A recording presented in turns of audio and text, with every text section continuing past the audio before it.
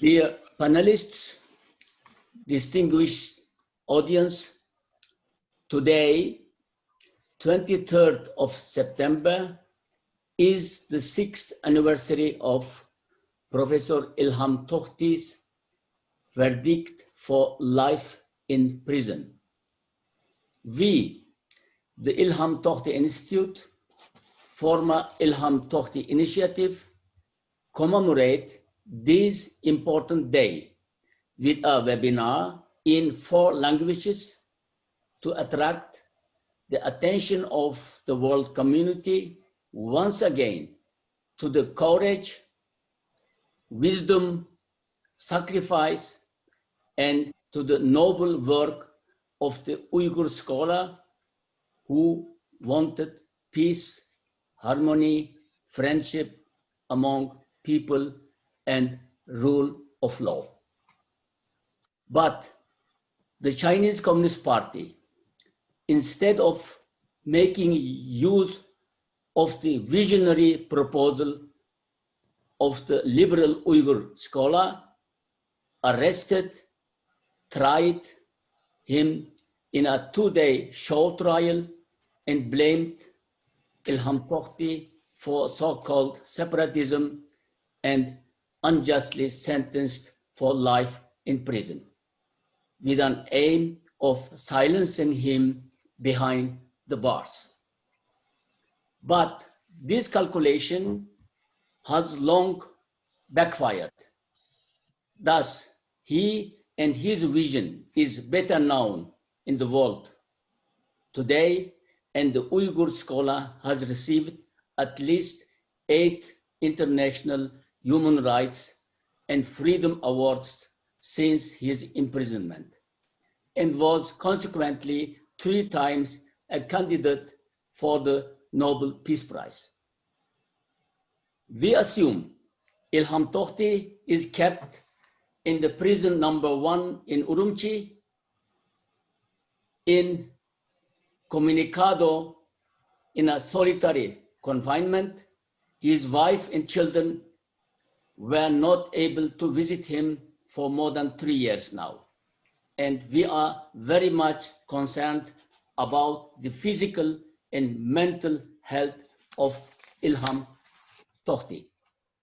Today, we will try to shed light to Ilham Tohti's work, research, proposals to achieve peace and stability, and try to look for ways what to do more and better to promote him, his noble work, and to attract the free world's attention to the tragedy Uyghur people are facing today.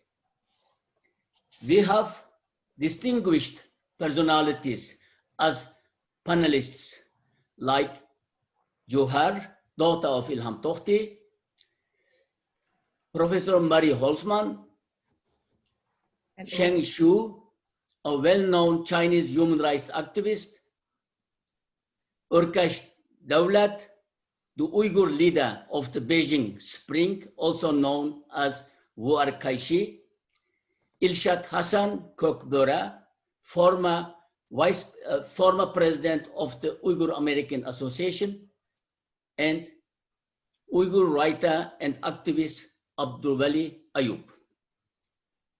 Thank you all for taking the time and to attend this webinar. Before I give the microphone to Johar, I would like to inform all of you that the webinar lasts some 90 minutes and each panelist has 10 to 12 minutes time to speak. Everyone make sure to finish on time. Me or the technical manager would warn every speaker 2 minutes ahead of time to finish on time. At the end, we will have enough time for questions and answers. Now, Johar, who was separated from his father at the Beijing airport some 6 years ago as a teenager on her way to Indiana University. I remember her telling me October 2016 in Brussels, when we met at the European Parliament. She said, I want also to study international law to be able to fight for my father's freedom. Meanwhile, after finishing her study, she is among us as a staunch human rights fighter. Welcome on board, Johar. Now you have the floor. Thank you, Rahmat. I'd like to thank everyone for taking the time today to be part of this event. And I would also like to thank Ilham Tohti Initiative for hosting this meeting today on my father, Ilham Tohti's 6-year anniversary of his sentencing. I'm sure most of the participants today are aware of my father's story, very aware probably. Exact 6 years ago, my father Ilham Tohti was sentenced for life under separatism-related charges.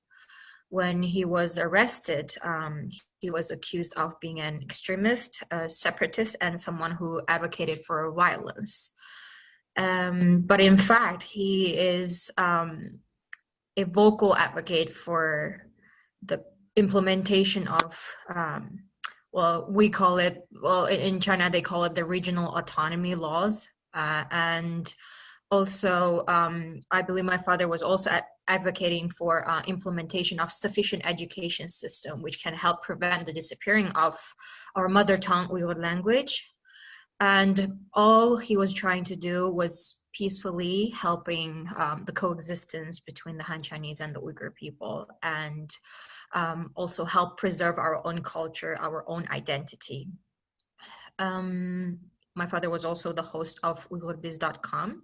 Since all the social media platforms like Twitter, Facebook, are banned in China, and most of the other social media apps are heavily censored, my father thought providing a platform for people to exchange ideas was very necessary. So he created the website UighurBiz.com, and that captured attention from the Chinese government and put him under threat. The last time, as Anwar Dadash mentioned, the last time I saw my father was at Beijing International Airport in 2013, February 2nd. I still remember the exact timing, exact moment, exact every image, everything my father said that day. And that was the last time I personally, physically saw my father.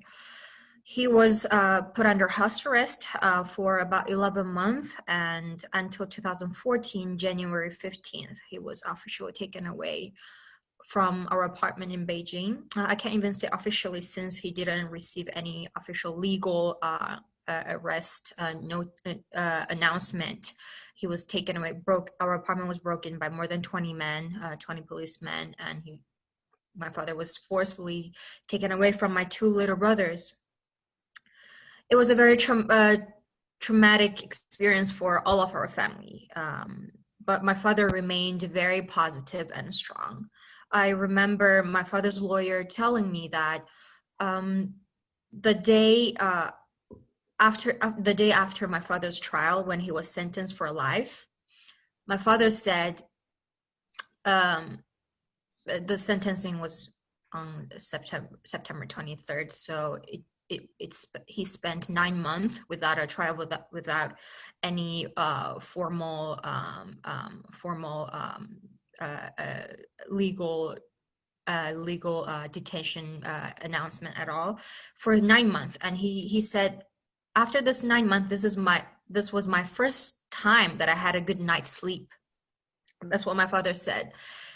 He said, at least life sentence is not bad. At least it's not a death sentence. And that's how positive my father is.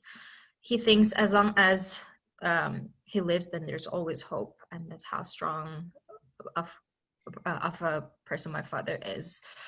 In my memories, my father is a very strong, positive, honest, and brave man. He was so honest that he couldn't keep the truth from the international community. He had to tell the stories of the Uyghurs. He was so brave. He knew he was going to face some retaliation from the government. He knew he was going to be arrested and put in prison. He anticipated that he might be arrested for 10 years. He might be sentenced for 20 years. He of course, he never expected for a life sentence, but he knew he was going to get arrested. He knew the government would target on him and our family, but he was so brave that he continued. He insisted. His website got shut down multiple times.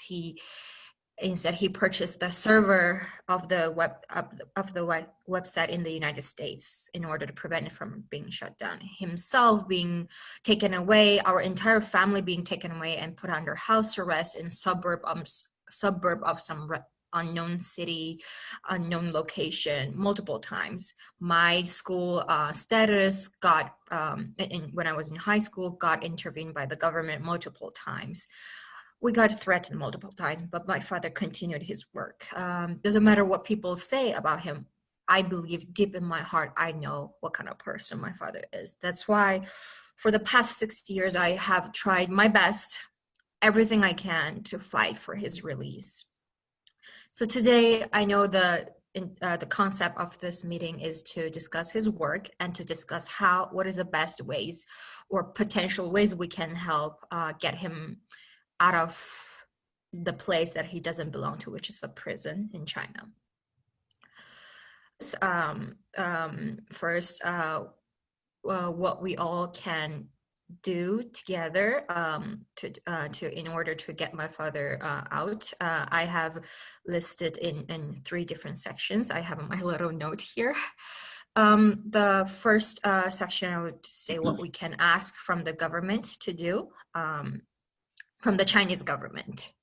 I believe first, I recently have heard from my source that the Minzu University, Zhongyang Minzu University, has been playing a video clip of my father for the students to show the evidence of why my father was being detained, why he was sentenced, and this video clip was used to brainwash the students to make them think, yes, my father deserved to be there. And so far, this video has not been public, to no matter if it's media, and I have tried to ask my acquaintance to ask for access for those so-called evidence, but so far I have heard no news. So first thing I would like to ask was if we could ask the Chinese government to give us the access to those so-called evidence, if there's any. If those evidence actually exists and it's actually not fabricated, it's not edited, because I am very aware sometimes the government does things, they would take out the first part of the sentence, ending part of the sentence, only pick up in the middle and accuse this person for saying certain things. So if those evidence, so-called evidence, are not fabricated, since those evidence are used for brainwash, I would like to be brainwashed too, so I don't have to have those sleepless nights trying to figure out why is my innocent father is still being locked up after 6 years so wrongfully. And second, as Anwar Dadesh mentioned, since 2017, our family members were not able to visit my father in the prison. And the second thing I believe we can ask the Chinese government to do is to restore family visiting rights, and that's very necessary especially for my brother's health. Not having a father in prison in their childhood, it's not fair for them. While restoring family visiting rights, of course, under the circumstances of allowing them return home safely without being interrogated or detained. And the third proposal I would like to ask is to if we have some sort of way to ask the government to revisit my father's case and ask for a change on the verdict. The best circumstances will be releasing my father immediately. So all those steps that I mentioned above were to prep for the my main goal, which is releasing my father immediately, because a person like him doesn't deserve to be in prison for even a day. So those are the things that I thought of that advocates like me can ask the Chinese government to do. Not sure if they will do, but at least it's worth asking. I believe human rights activism, it's always starting from small steps, small plan, then we can achieve for a bigger goal sooner or later. And second section I wanted to mention was, what can we do by asking the community?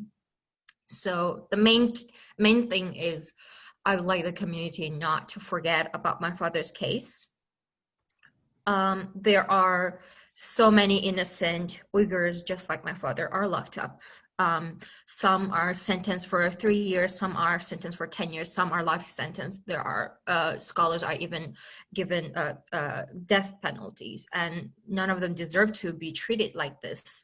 And what I believe is, of course, my father's single case, it's very important, but we should also treat the entire Uyghurs case as a whole together. And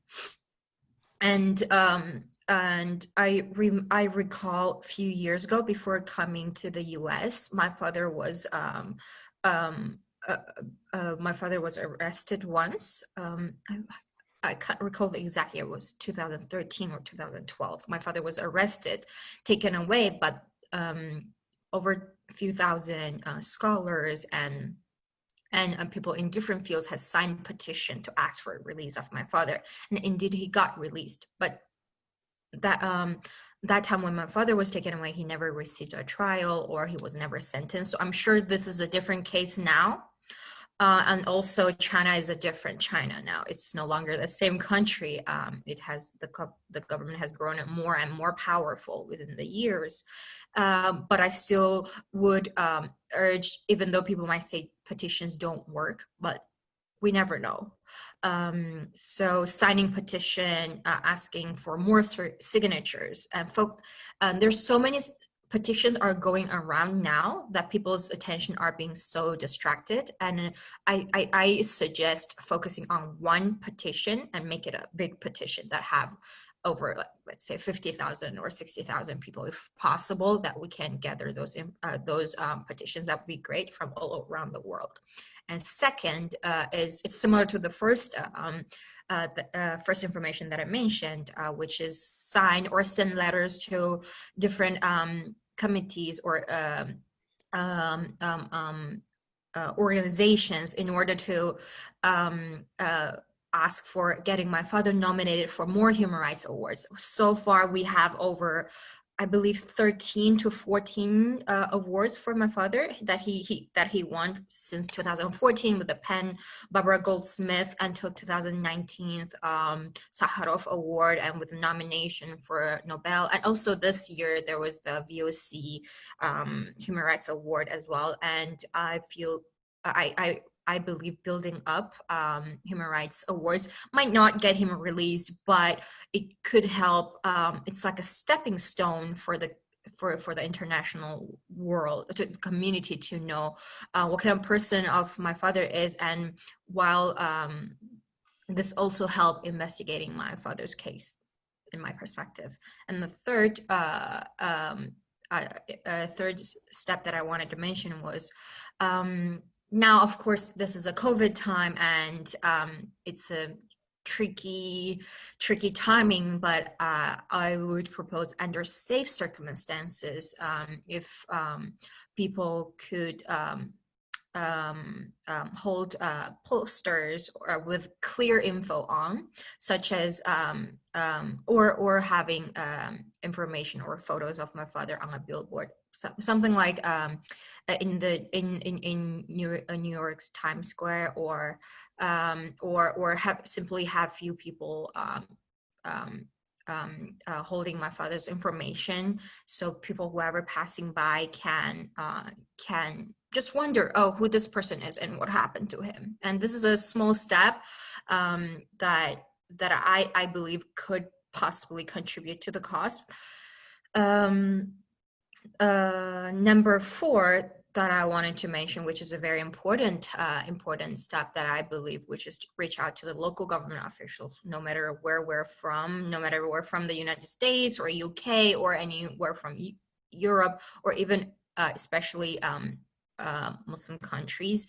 If there are ways for us to reach out to local government officials to ask to put pressure on China or have some sort of negotiations in order to reach our goal, which is releasing my father and other innocent people just like my father who are locked up, no matter if it's in prison or if it's in camp or if it's in forced labor factories. And another, the last two things are a little similar, which is the number 5. It's maybe a lot of you are aware I am currently working on a documentary film. It's with 3 storylines, and one of the storyline is about the Uyghurs, and my father will be the main role that are featured on my father's, and my story will be main storyline of this Uyghur story. I believe. Thank you. Thank yes. you. May I interrupt you? Thank you. Oh, I'm sorry. Of course, there are very important suggestions, proposals. Of course, we'll discuss it separately and try to coordinate what we do the best in the future. Thank you very much joining us. And now I'll give the microphone to Ilshat Hassan Kökböre. As I said, former president of the Uyghur American Association from Washington, D.C., who wrote extensively in the Uyghur Biz in the early 2000s, before your father, before Ilham Tohti was arrested, under the nickname of Eagle of East Turkestan, like we see at the scene behind. So he knows and wrote a lot about Ilham Tohti's activities. And please, you have the microphone, Ilshat. I muted my microphone, sorry. Okay. Can you hear me? Yes, we heard you. Yeah. Thank you. Thanks for Ilham Tohti Institute to again highlight Ilham Tohti's case and bring this topic again and again. And thank you, Anwarjan Aka, for your constant for speaking for Uyghurs and especially raising Ilham Tohti's case. Thanks for introduction, and I'm honored to be here with so excellent panelists like Urkesh, Johar. Thank you all. Ilham Tohti, I'm unlucky I didn't have any chance to talk to him or directly write to him. Actually, we had a chance, but be frank, now I can say, someone say, do you want to speak to Ilham Tohti? We can arrange it. And I was a little bit hesitant, not because I don't want to speak to him. I was thinking that's the time after the 2019 5th of July Urumqi massacre and the Chinese documentary named my name. So I was thinking, okay, if I speak to him, if there are wiretaps, then it will be another accusation for Ilham. So not to put him in danger, I didn't reply to that invitation. I just keep quiet. But he was my hero. And I always try to be his, another one, his banner's raiser. Why? Because he is a brave man. He is a very courageous man. We all speak in outside worlds. We have no that much worry. Even though, yes, our family, personally, my sisters, my mothers, they are in concentration camp or in jail or already died in someplace I don't know. But facing a government like the communist Chinese, under everyday surveillance and harassment, and you can continue this fighting struggle. Ilham is number one. That's why I say he is the soul of the Uyghur and our national hero. And I remember a few years back, after Liu Xiaobo died in the jail because of cancer, then I gave a speech about Liu Xiaobo, because in the Chinese media, in the Chinese circle, a lot of time people say we need the non-violence, the Gandhi's way, promoting it. We should do that way.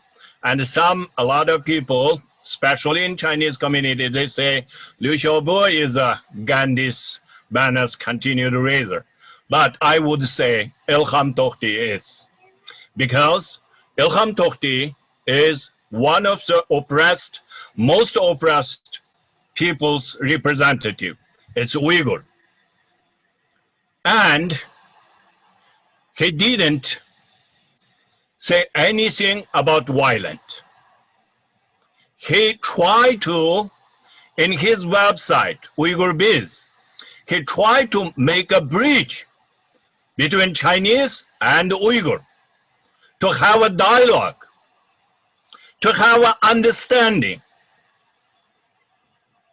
But even that was shut down.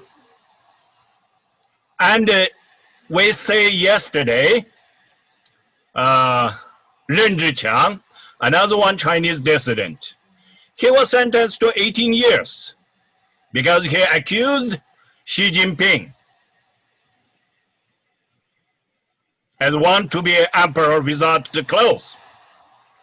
And Liu Xiaobo saying, and lots of other Chinese dissidents.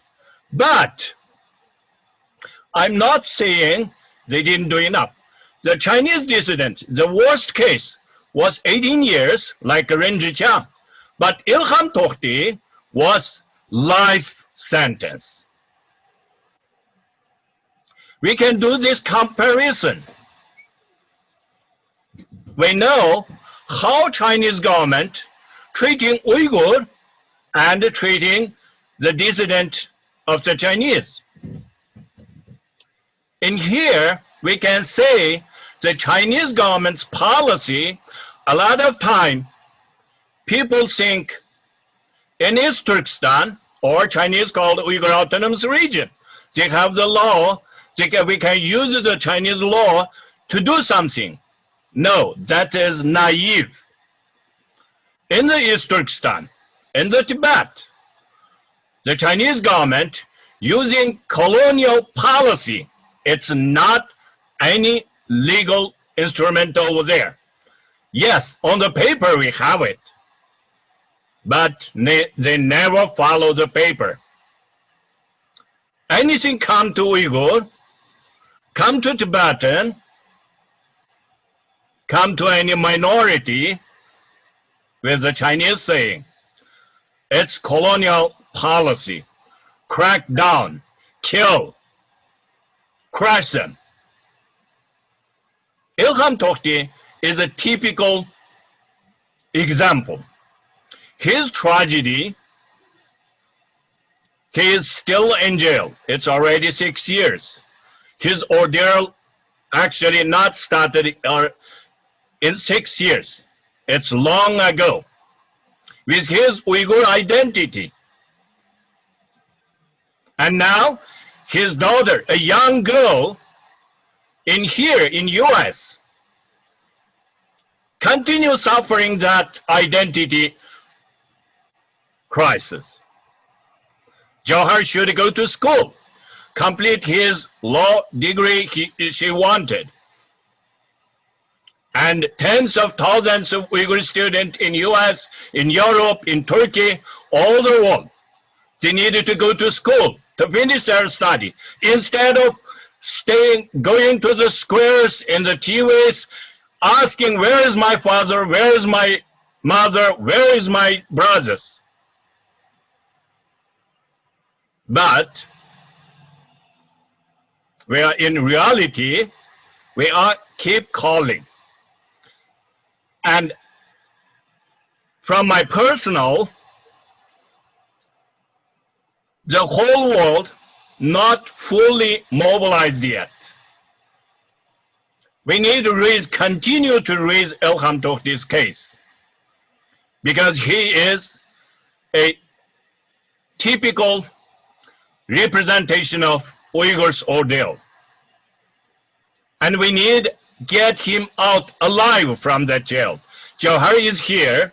I don't want to say anything else, not to get her sad. But we know Chinese communist system. It's anytime it's possible in their jail happen heart attack, cancer, whatever you can name it. We have witnessed Liu Xiaobo, and before that a lot of Chinese dissidents and also Uyghurs. So the world needed to stand up. Needed to stand up. Not only giving the prize, Human Rights Prize, of course, that is a recognition. It's needed. But more is action. Demanding Ilham Tohti's release immediately in any dialogue. European countries and US need to put this on table as a #1 issue, so we can get him out alive, so the Johar can see his father again. And we all can welcome a hero to join us in this fight. My call is continue to this kind of event, be more frequent, and as Johar suggested, bring the banner, bring the Ilham Tohti story to every Uyghurs event. Raise it, and also reach out to the country where we live, all Uyghur or anyone who is promoting the human rights, to ask the government, demand for the Ilham Tohti's release, demand for the all Uyghur intellectuals release, and shut down the concentration camp.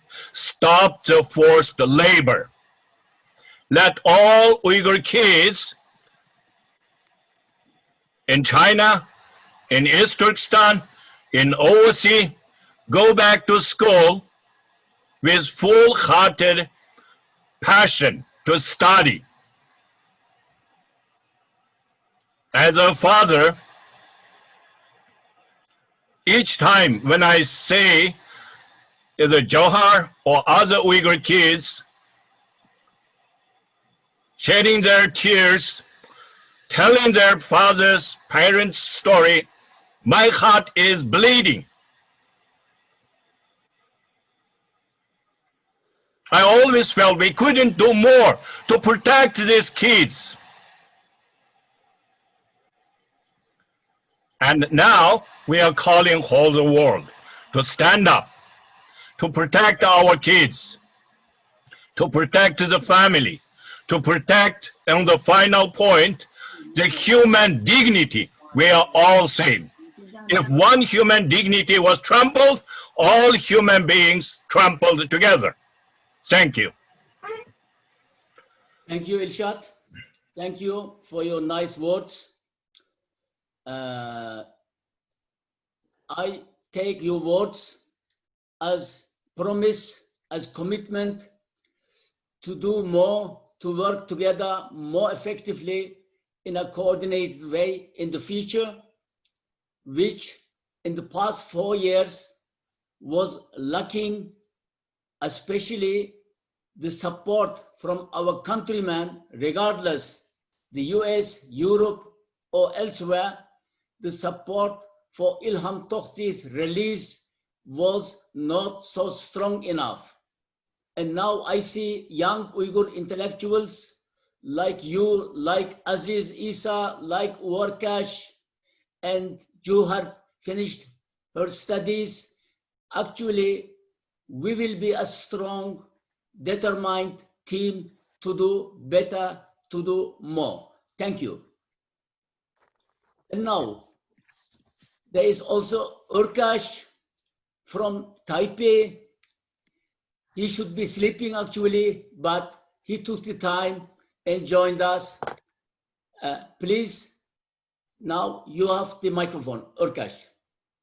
Thank you, Anvarka. Thank you. I'm sorry to those who don't know. Urkash is honorary president of the Ilham Tohti Institute. Congratulations. Thank you for accepting this offer. Urkash. It's great. It's a great honor. I don't think I deserve, but I'll humbly accept.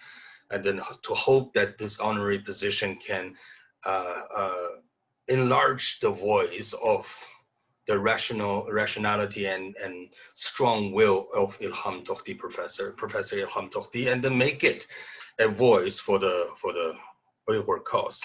It's good to be here, Anvarka. It's good to see you, Joher, and Marie, Ilshad, all good friends, and Aziz, good.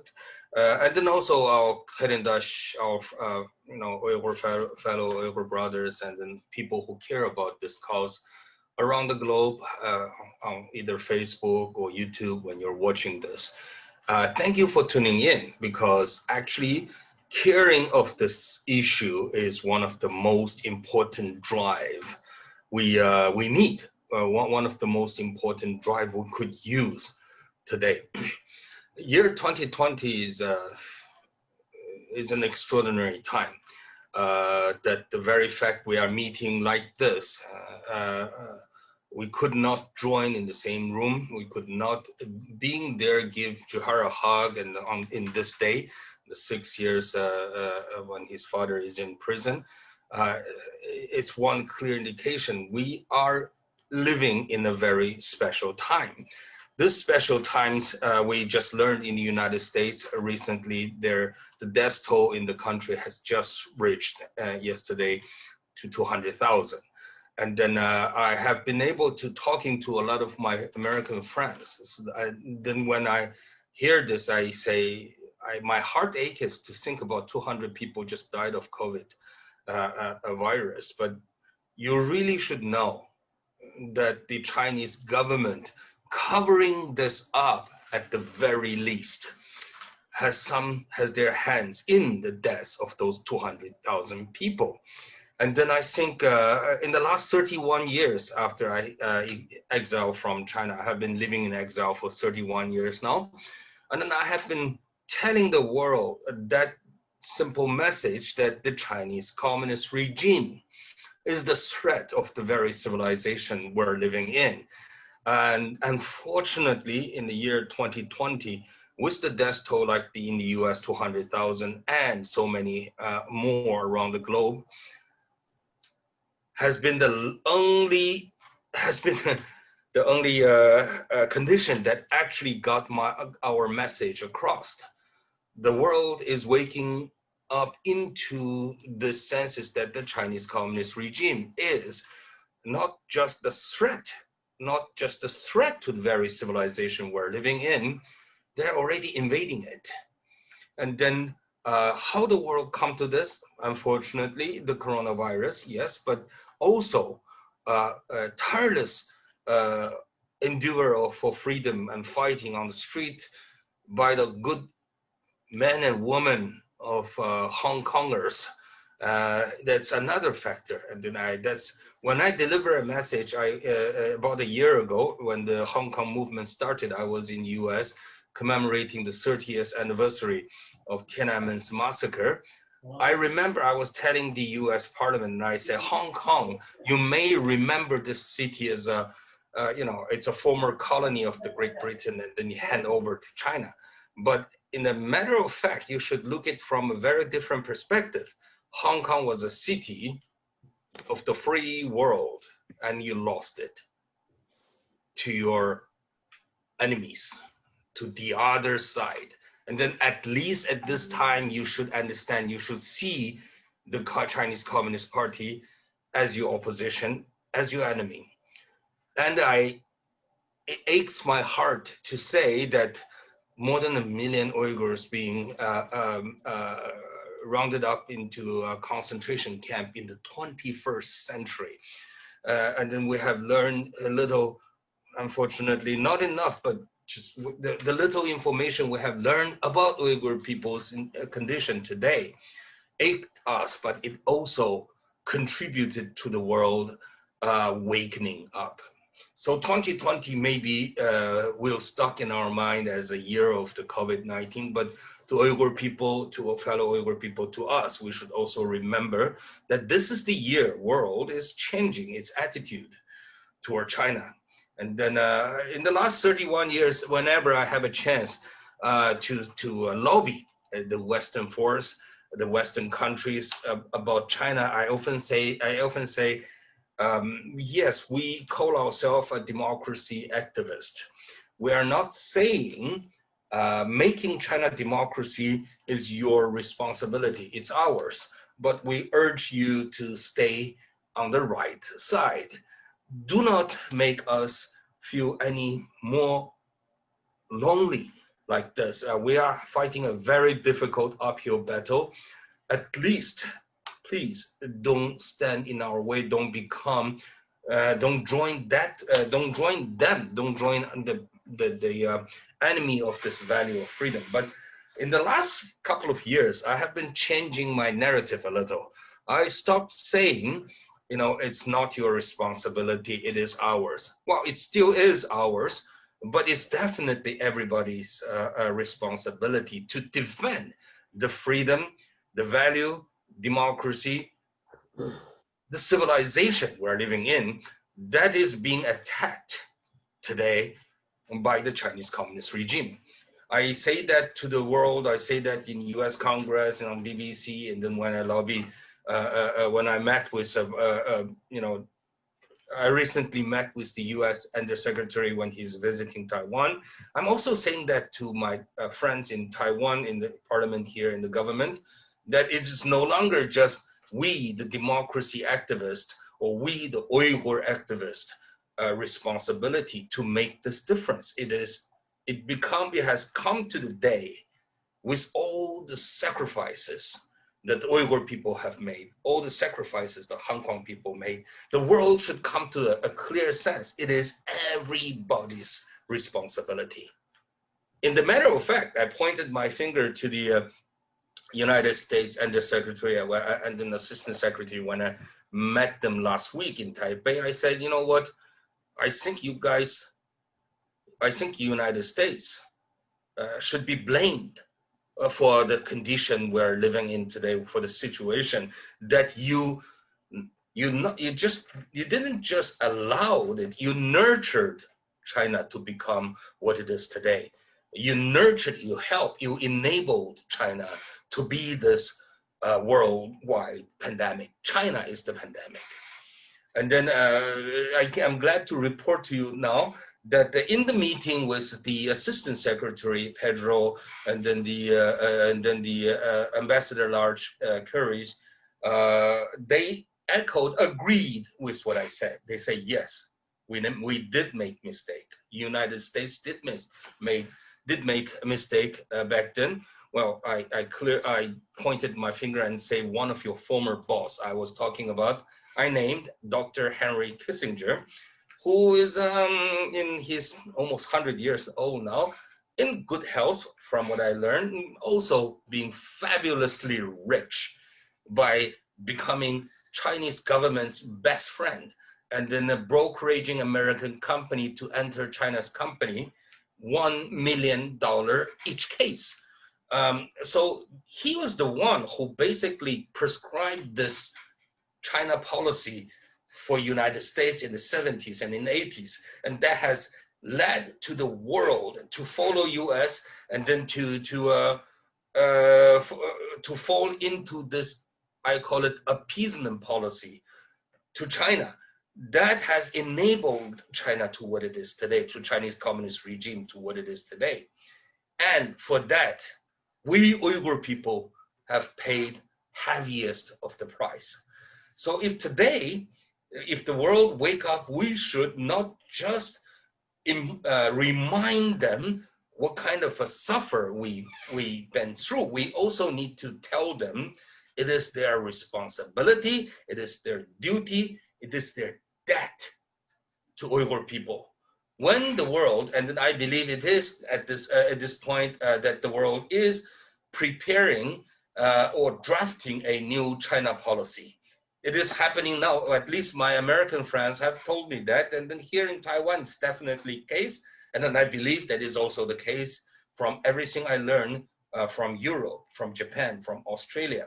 In that new China policy, we need to urge them that to remind them the debt the world owes to Uyghur people. Uyghur people's sacrifice is one of the most important for a factor for the world to stop suffering more by waking up. So yes, they owe us too. So the narrative could change a little after 2020. We should still be rational. Professor Ilham Tohti's most important lessons, and then one of the most important spirit this institute should glorify is being rational.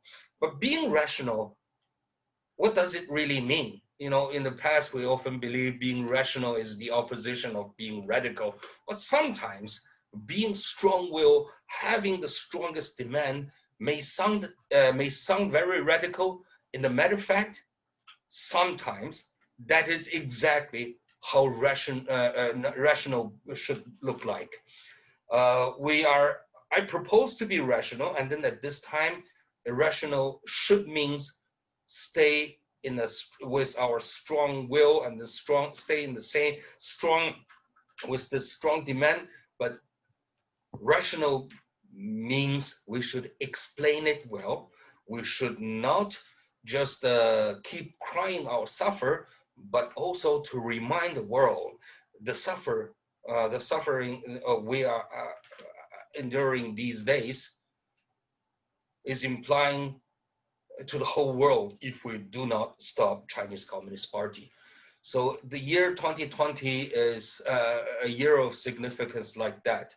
So I am glad to report to you, at the very least in the last week's meeting with United States Assistant Secretary of State, they agreed with me. They say, yes, it is our responsibility. We were all wearing masks in the conference here in Taiwan. Then I told them, under this mask, there's a big smile because but also I am watching. I'm waiting for you to right your wrong and make up to your promises. This is also something we should say to our European friends, to our friends around the globe. And I thank you very much for this opportunity. And then again, it is a great honor to become the honorary president of the Ilham Tohti Institute. Thank you very much, America. Thank you all, good friends, that stay safe in this extraordinary time. Thank you, dear Urkesh. Thank you for joining us. We need you in our ranks, and all diaspora Uyghur movement needs you in the ranks of the movement. We'll be working together closely. Thank you in the future. Thank you very much. Anwaraka, I am here. Yes, I know. I see you. I see you. Thank you. I am in the rank. Thank you, Anwaraka. Thank you, all friends. Yes. Thank you. Now we have Abdul Ali Ayub, the Uyghur human rights activist and writer. And I don't know what he is, but he is very active. I know that he studied, or he made his master work in United States and went back to East Turkestan after finishing his study, and he was imprisoned. And then for a couple of years, we called for his release here, asked China to release him, and once appeared that he fled to Turkey. Then I met him in Turkey for the first time 3 years ago, or 4 years ago. And now he is in Norway. He is, I think, the young Uyghur scholar, knows much better than us about Ilham Tohti, and he experienced a lot together with him. And I think he has a lot to say, which we actually don't know about what Ilham Tohti wanted, who he is, and what kind of sacrifice he was doing, and knowing all what will happen to him. Abdulwali Ayub, now you have the microphone. Thank you. Can you hear me? Yes. Yes. Oh, thank you. Yes. Yeah, when I went to Beijing in 1992, and I met Ilham Tohti first time there. And at that time, he was one of the teachers and among our faculty members. And yeah, after that, we spent 5 years together, and we have a student forum, Uyghur Students Forum in Beijing. And we started we started the organized lecture. We invited different scholars at the time. At that time, we invited the mostly Ilham Tohti, because he was always willing to speak and willing to tell us what's going on in our East Turkestan and what's should be like, and explain mostly about the poverty and joblessness and education. At that time, I remember very clearly that he studied the population in Aksu city, and he said that in Aksu city, 60% population are Han Chinese, and 40% are Uyghur. And he said this demographic change will push Uyghur to marginal society. Not like, because at the time Aksu is like, if you compare with Kashgar, and if you compare with the city around Aksu, Aksu is more, how can I say, more developed and more like economically benefited by central government. And at the time, he mentioned that it's because of Chinese construction army, like Bing Tuan, and invested more in Aksu. That's why Aksu become prosperous. That's why Aksu attracted many Chinese immigrants. And yeah, he explained what's happening, because as a student, we don't know what's happening to our people, what's happening to our homeland, and what's the economy looks like. We don't know. And he told us that to understand the society, to understand your culture, or to understand the world, it's not enough to learn like only Uyghur literature and Uyghur classic books. And because at the time our major is Turkic language study, so we mostly study classic books and like old scripture. And he said this is important, and also we need to learn more about international law and more about international like order and the politics and the economy. So I learned what, like at the time he told us that if we do statistics, how many Uyghur are joblessness, and he did the statistics at the time.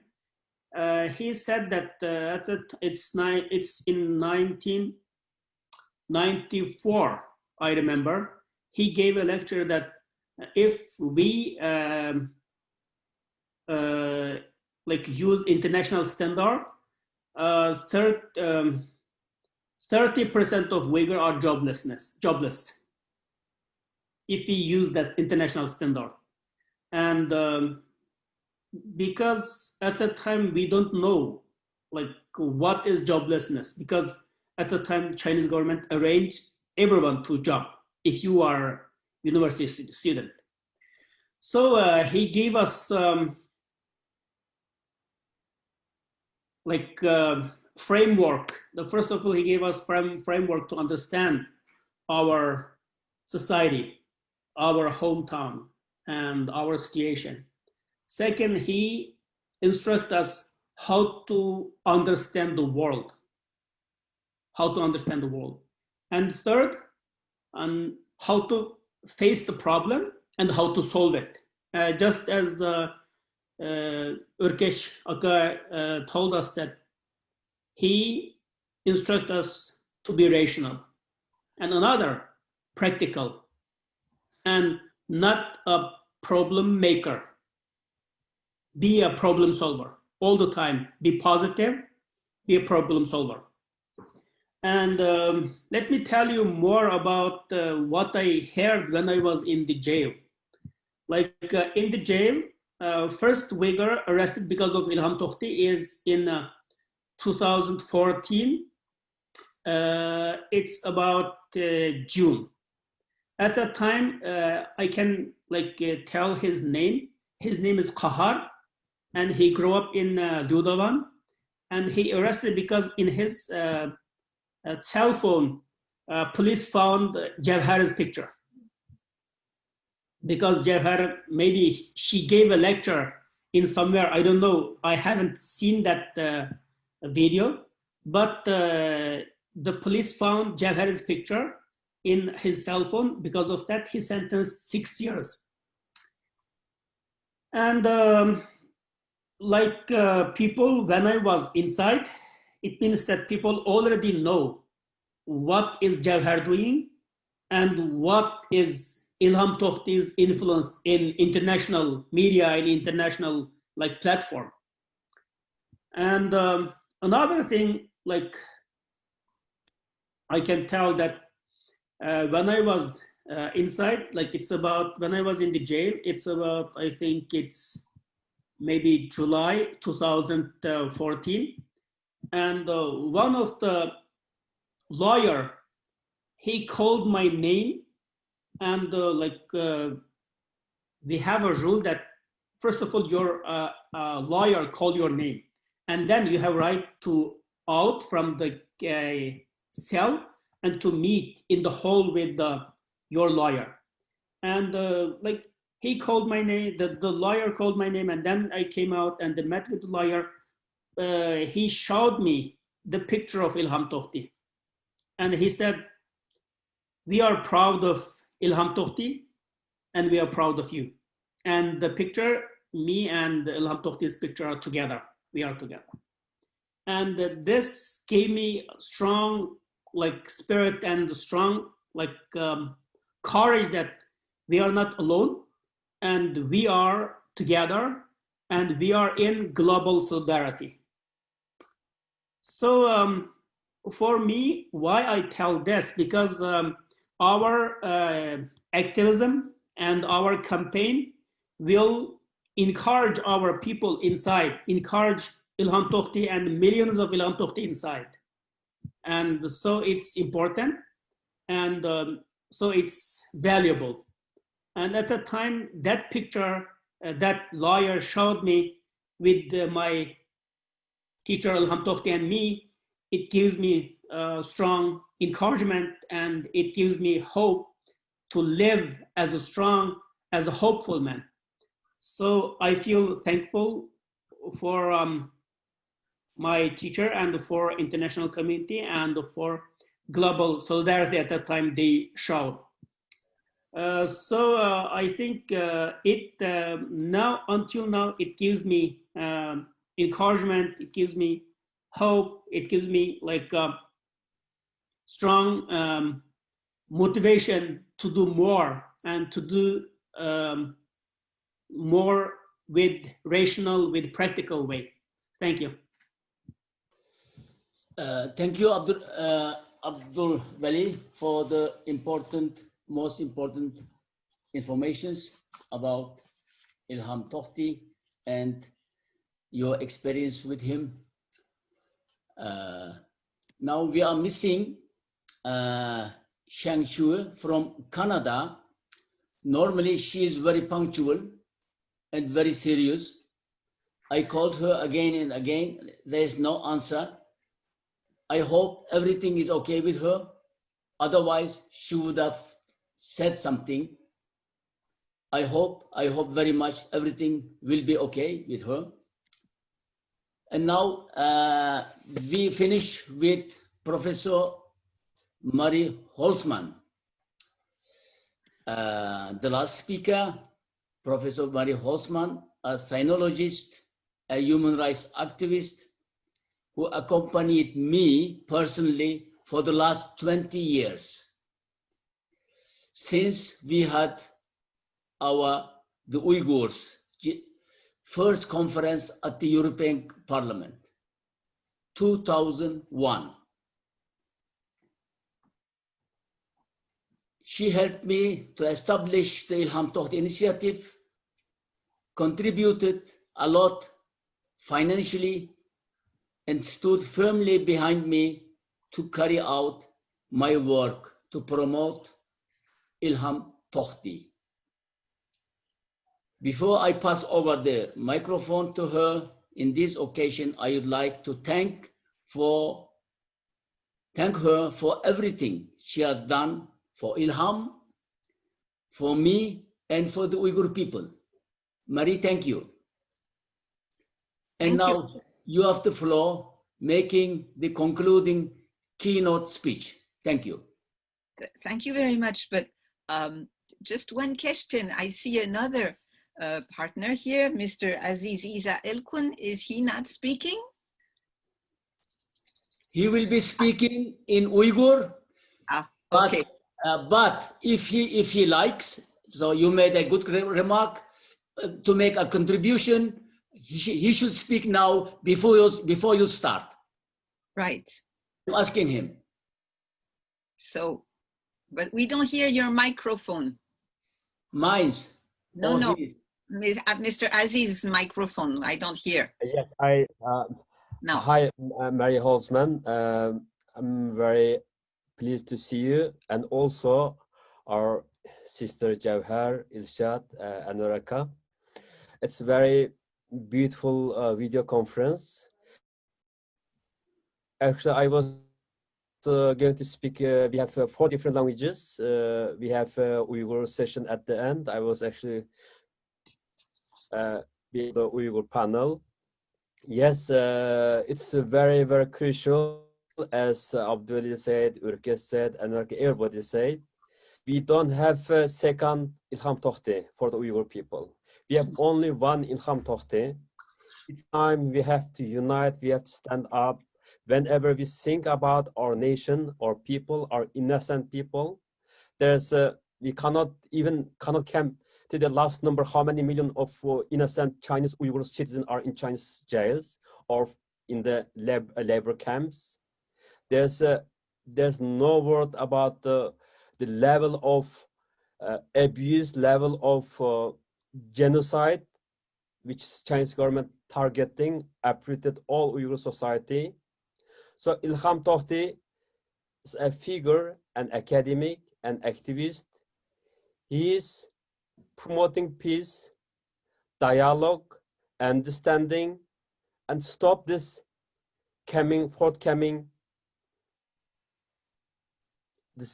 tragedy. So now we have to ask for the world, for the international bodies, every government. Now it's time to push, time to ask, release for Ilham Tohti, unconditional and immediately. Chinese government has no reason arresting a person who only speak, only write. He didn't commit any violence or didn't promote any violence. This is according to the widely accepted in the criteria of freedom of expression. So Chinese government must release him. That's what I want to say with this opportunity, and thank you very much all of your beautiful contribution today. Thank you. Thank you, Aziz. Thank you, dear Marie. So we had a limited time, and there were also already 6 panelists, and Mr. Aziz Isa said, okay, he will be in Uyghur section. So, but he, at least with your remarks, he said something important. Thank you, Aziz. Now, Marie, you have the floor. Thank you. Thank you. Dear Enver, dear panelists, and especially dear Jur, of course, we always think of you, of the fact that you have to be separated from a dear, loving, and beloved father. It hurts our minds, it hurts our hearts to know that, and we hope that one day this will take end, and the sooner the better. I very much appreciate all the proposals that Jur has made, the suggestions he makes, and I see that as a trait of character that she inherits from her father. And like Abdulweli said, he said we should look at the problem, look at the solution, and then try to solve the problem. This is obviously the right attitude, and I can only totally agree with that. I have had the pleasure and the honor to meet with Mr. Ilham Tohti when he came to France. He came to France for a trip. He was invited by the Foreign Affairs Ministry in a special program. That program was called Men, it was a funny name, but Men with a Future. And that program was for people under 35. So the idea was that they were still young, and the future was ahead of them. And because they had already shown what they were able to do, they were chosen to come to France, and they could request visiting all the people they wanted to visit. And that's why I say it was a great honor for me, because Ilham Tohti asked to visit me. So without that, I would never have met him, because as now he has no freedom to come out of his prison, I have had no freedom to go to China since 1995. This is also a kind of prison, because the whole part of the world is forbidden to people who want to fight for democracy in China. That's also one way of punishing us and of keeping us in a relative kind of jail. You know, your subject is China, and that's the place where you're not allowed to go. And of course, I would have loved to go back to Xinjiang. I went to Xinjiang once in 1986, so that's very long ago. But I have not been to China since 1995. But the feeling I had from Mr. Ilham Tohti when he came, and that was just a year before the massacres of 2009, he came in 2008, and was that he was a very both passionate and rational person. There were those both aspects. He could sort of tell his mind without thinking and in a very honest way, but he was also giving everything a lot of thinking and studying and reflection. So I think what we have to do today is try to think of the situation as it is now. And insofar as Mr. Ilham Tohti is concerned, is why was that punishment so heavy and so early against Ilham Tohti? The feeling I have is that the Chinese government is incredibly violent, but in its own way, incredibly intelligent. They know exactly who their enemies are. And Ilham Tohti is the first Uyghur, the first intellectual Uyghur who could have had a true, constructive, interesting influence on the way things were going to develop in East Turkestan. So in the mind of the Chinese government, it was obvious that he was the man that should disappear, because if he was there, then the Uyghurs would have someone to look up to, and then a kind of model. And that model was exactly the model that the Chinese government doesn't want to see. Ilham Tohti had, as we say, the fabric of a leader, because he could gather people around him who loved him very much, respected him very much. He had idea, and he was constantly fighting against ignorance. I think what the Chinese government is trying to do to its population now is to raise the level of ignorance. You see that when you talk to Chinese coming out of China today, and you tell them about this and that. Today, everybody's talking about Ren Zhiqiang being sentenced to 18 years in jail just because he wrote a letter saying that Xi Jinping was a clown. I mean, I agree that Xi Jinping must have felt hurt, but does it deserve 18 years in jail? This is really unheard of.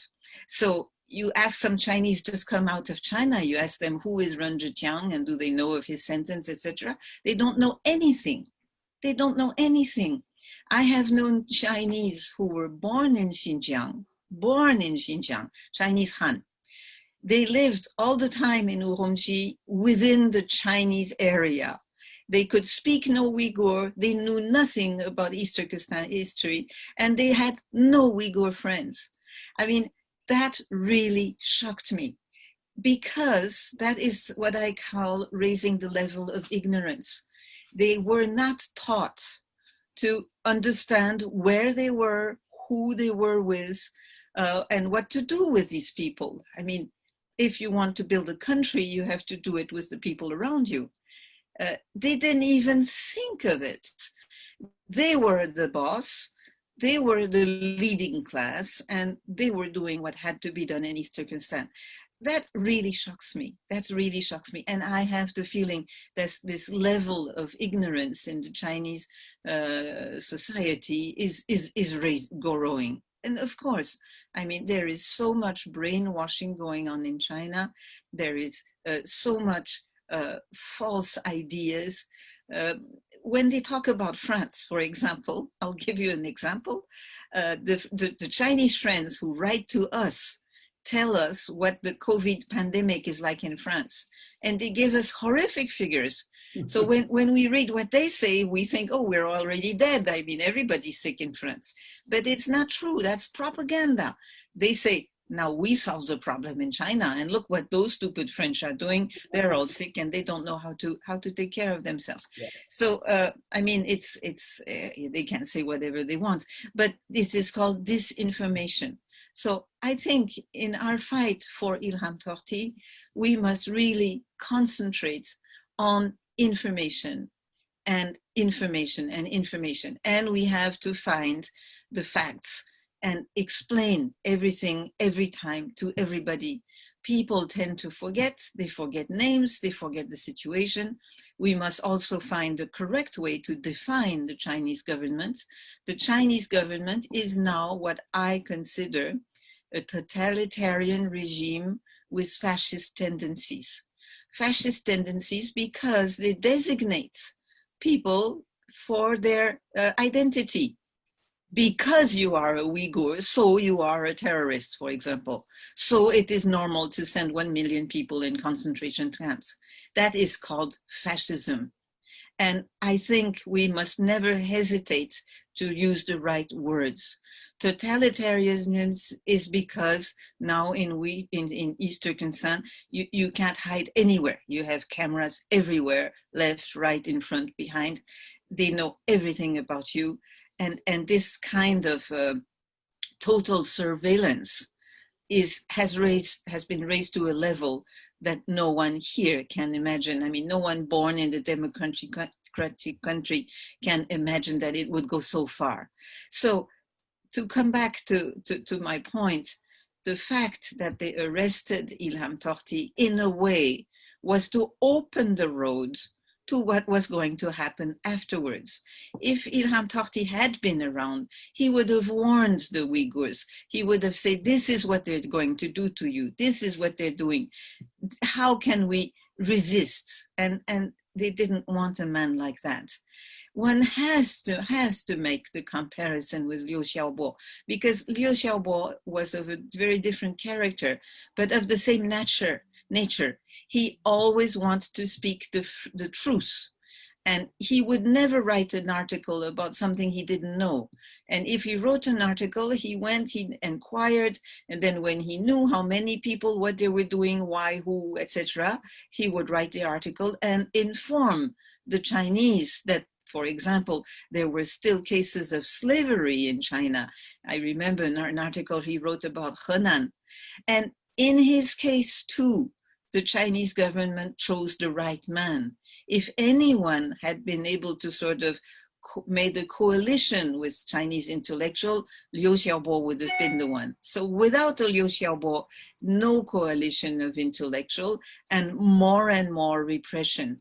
So this is why I think we can really put Liu Xiaobo and Ilham Tohti on the same level, because they were both symbols of another China, another East Turkestan, another way of living together, as Enver Tan often says, in harmony, in mutual understanding, and in collaboration.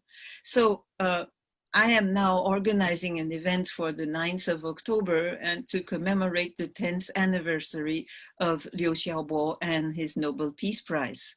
Unfortunately, he's not there to commemorate with us. He's been terribly abandoned to his disease and died in July 2017. So we must put those two names together all the time. Both of them were chosen for their qualities, and both of them were thrown in jail because of that, because they were the best among their own category, so to say. And we don't want to see Ilham Tohti forgotten or Ilham Tohti falling sick, and we must really investigate and be able to tell the truth. Why am I saying that? Because I've noticed recently that there are enemies of the truth that are very active. Vanessa Francheville, who also does a lot for the East Turkestan case and is always ready to answer questions, etc., is bombarded, harassed with people telling her, why do you say there are so many people in concentration camps? Where do you get the figures? Those numbers are not right. You can't talk about 1 million people. These are all vocational training schools, and there is nothing to say against vocational training schools, etc., etc.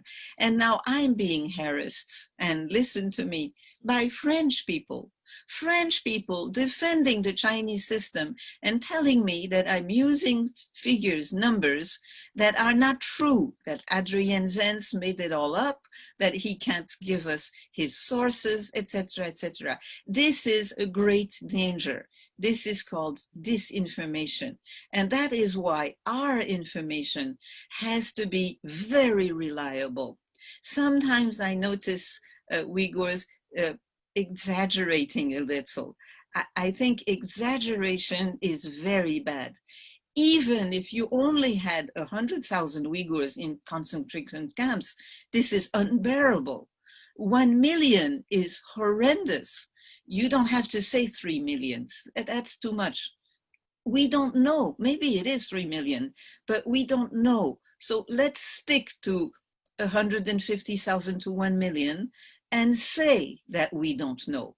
We believe we have enough proof to draw that conclusion, but let's always be very careful so as not to come under attack. And this is what Ilham Tohti would want us to do, to be very scientific, never talk about what we don't know, and always go back to the sources where we can be sure of what is being said and has been said. And I think in that way, we can always go back to Ilham Tohti's articles, what he was hoping for, working together, explaining the situation in East Turkestan as well as possible on sociological, economic, geographical terms, historical terms. And I hope we can go on in this fight. And I shall always put those two names, Liu Xiaobo and Ilham Tohti, together, both in my heart and in my fight. Thank you. Thank you. Thank you, Marie. Thank you for your wise suggestions and instruction. We'll need them also in the future, and I'm sure we will have you always when we need you. Thank you. Thank you. And now we come to the question and answer section. If there are any questions, I'm asking our technician, please open the microphone that we should be able to hear or read the questions. Otherwise, perhaps we'll wait a couple of minutes and Mihrai, Askarjan. Okay, they were following. Okay, Mikhail, he's gone. Is there any questions to the panelists? We have another 5 minutes, at least 6 minutes to answer questions. Well, may I ask a question? Yes, please. Yes, please. I would like to ask a question to Abdouweli. Does he have any news from other students of Ilham Tohti? I know some of them were arrested. Can he tell us about them? Yes, at the time with Ilham Tohti, his students also arrested, and I know Mutallib Iman and Ekber Iman, they are two brothers, and they sentenced I think 12 years. Wow. And there's another student, he's Yi ethnic group in Guido, and he sentenced 7 years, I think, if I'm not wrong. And there's another gentleman, his website admin in Uyghur Biz, and his name is Mehmet Abdullah. Mehmet Abdullah sentenced in life imprisonment. Oh no. Yeah, Mehmet Abdullah. He is journalist he was a journalist in a central radio station, Uyghur service, and he sentenced life imprisonment. But I didn't have any new information about those, like sentenced 7 years in 2014. Almost they should finish this year, but I didn't have any clear idea. We need to ask. Yeah. Thank you, Abdouweli. We have a listener. I will read. I think the question is to Johar. I will read it, Johar. Your father, Ilham Tohti, called for the equality of the Uyghurs in the Chinese state. So he was unjustly imprisoned by the Chinese government. In these 6 years, has the international community paid enough attention to the plight of your father, Ilham Tohti, and the current situation of more than 1 million Uyghurs being imprisoned in camps? What do you hope for? Thank you very much for your question. We have to admit that the past 6 years, the attention for my father's case, for the Uyghurs case, have been growing slowly and slowly. We have built momentums for the past few years. We have built momentums. Yesterday, the House passed the Uyghur Forced Labor Prevention Act, which was good news. And previously, a few months ago, the Uyghur Human Rights Policy Act was also passed and signed by the US president. These are great, but I wouldn't say, if I'm answering directly to your question, I wouldn't say enough attention. yes, there are growing attentions, but I wouldn't call it enough attention. Maybe I'm being greedy. I think it's never enough until ever innocent soul in the prison, in the concentration camps are released. Yeah, if I answered your question. And what was the second part of the question again? What do you hope for? Oh, what do I hope for? Oh, yeah. What I hope for is I would hope for every innocent soul, just like my father, can be released. People who doesn't deserve to be locked up, who never deserve to be apart from their families. I would like them to gain their freedoms and be reunited with their families again. That's what I hope for. Thank you, Johar. Thank you. Any of the panelists have something to add? Any comment or questions? So Yes. I ask the technician to prolong for another 5 minutes. We have another 5 minutes. Can I just add something really quick? Please. For Mary's question earlier to Abdullah Akash about my father's student. So one of my father's student contacted me a few years ago over WeChat when I still used the WeChat in the past. He was sentenced, I'm not going to say the name, he was sentenced for a few years, but he only served 3 years and he was able to get out with his family they used some money to kind of get him out with some relationships and with some money. So I remember him sending me a message telling me that I'm sorry, we couldn't protect your father.